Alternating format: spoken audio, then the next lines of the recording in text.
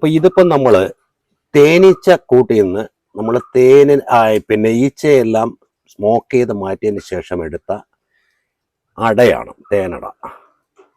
ഈ തേന് ഇവർ ഫില്ല് ചെയ്യുമ്പോൾ തന്നെ ഇതിനകത്ത് ഈർപ്പം ഉണ്ടാവും. അപ്പം ഈർപ്പം കളയുന്നതിന് വേണ്ടി വളരെ അതിമനോഹരമായി ചിറകടിച്ച് ഇതിൻ്റെ ഈർപ്പം മാറ്റിയ ശേഷം മെഴുക് കൊണ്ട് ഇതിനെ സീൽ ചെയ്യുകയാണ്. അതാണ് ഈ കാണുന്നത് സീലിങ്. ഈ സീല് നല്ലതായി ഷാർപ്പായിട്ടുള്ള ഒരു നൈഫ് എടുത്ത് ഇങ്ങനെ കണ്ട ഇങ്ങനെ ഇതിനെ ഇങ്ങ് മാറ്റും.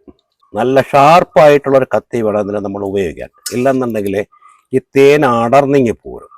പഞ്ചമാസത്തിൽ ഉപയോഗിക്കാനായിട്ട് ഈച്ച സംഭരിച്ചു വെച്ച സാധനമാണ്. ഇതിന് ചെറിയൊരു ചൂഷണമാണെന്ന് വേണമെങ്കിൽ നമുക്ക് പറയാം. പക്ഷെ എന്നിരുന്നാലും നമുക്ക് അവർ തരുന്ന ഒരു വരദാനമാണിത്.